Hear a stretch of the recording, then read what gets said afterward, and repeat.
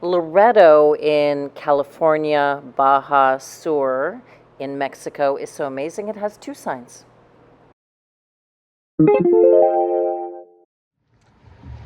So we're walking down the Malecon and it is New Year's Eve and the campground is having a bit of a festivity, kind of a potluck. I can't shoot them this late at night, but there's like a whole flock of pelicans over there, but as you can see the sun is setting. So this is how we're bringing in New Year's Eve, and then we'll stay here at this campground in Loreto January 1st. Then we leave on January 2nd, and I have made some plans.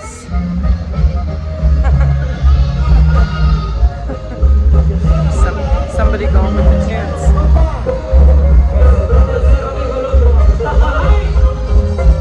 This isn't going to be a very good shot because it's very dark, but those are all pelicans.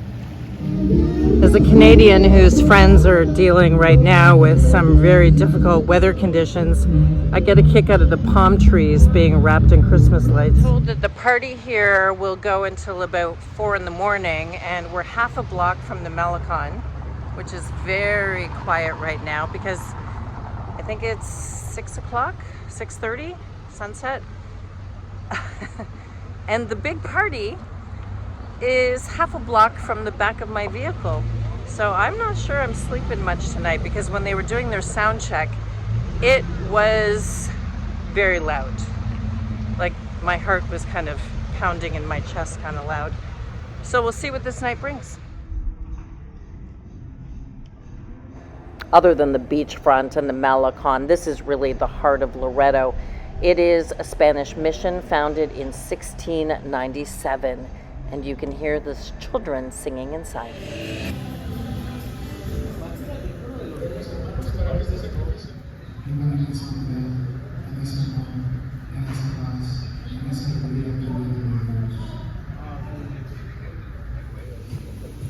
So where you decide to eat impacts the price, obviously. I'm at the most popular courtyard down from the beautiful church that I showed you.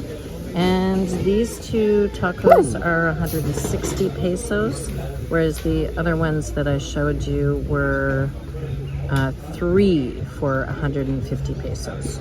But they still look yummy. So there's the Malecon there, and about half a block up here is the campsite, so an ideal location.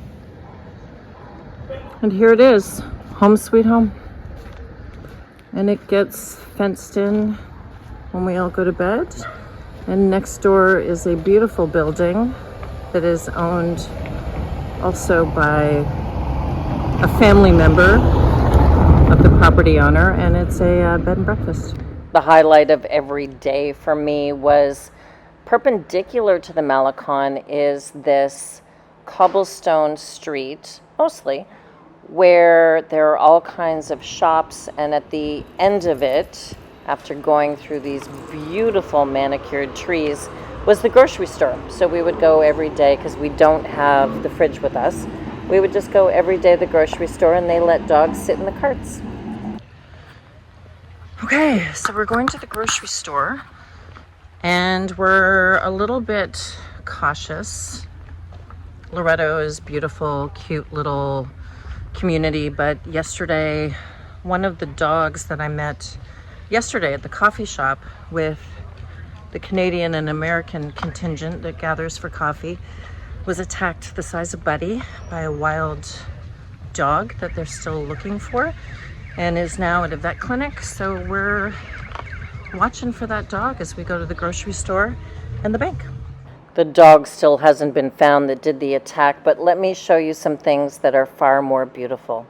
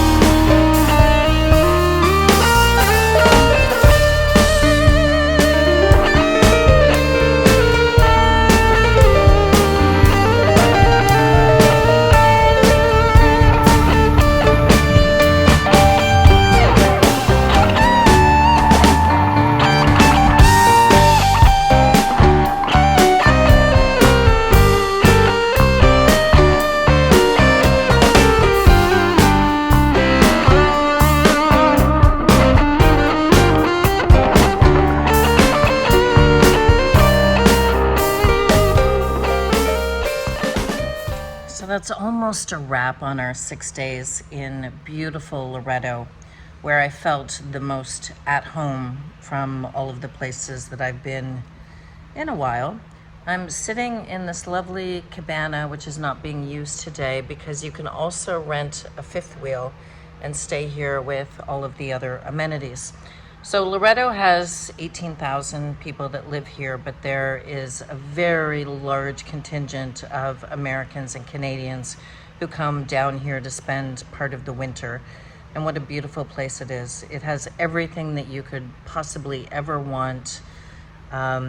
Grocery stores and gas stations and a beautiful beach and the Malecon and the cobblestone business thoroughfare. The people are simply lovely. I have felt completely safe the entire time that I've been here. So what's next? You know there's always a next. We are leaving in the morning and we are heading again further south, and we're going to explore some of the beaches north of San Jose del Cabo. We're not going to Cabo San Lucas. It's just not my jam. We're going to go back to Todos Santos. We're going to see the turtle release. Then we're going to settle in La Paz for a month. I know, a month. But there's a reason for that, because there is a book in me that needs to be written. And I am staying back at the place, if you were following along before, where there's a beautiful house with a casita and a pool and an outdoor kitchen. And I talked to that gentleman and I'm going to rent it for a month. So I'm going to spend that month in La Paz and bring you everything that La Paz has to offer. I did want to share with my fellow Canadians that there are direct flights to Loreto. Buddy spooked me a bit, barking. Directly from Calgary.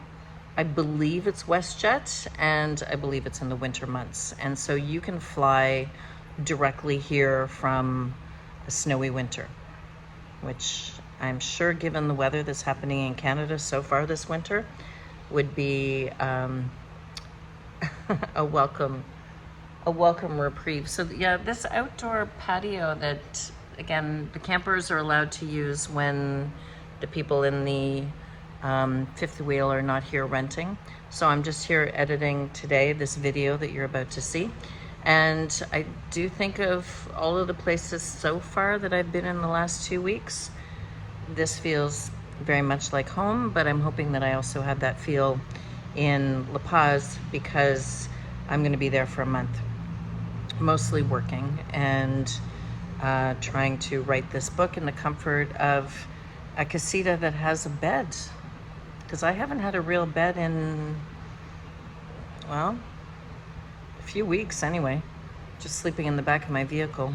And I mean, I did put some padding down, but I couldn't find the thick kind of padding. And if you saw my van build, that air mattress lasted about 24 hours before it started to deflate.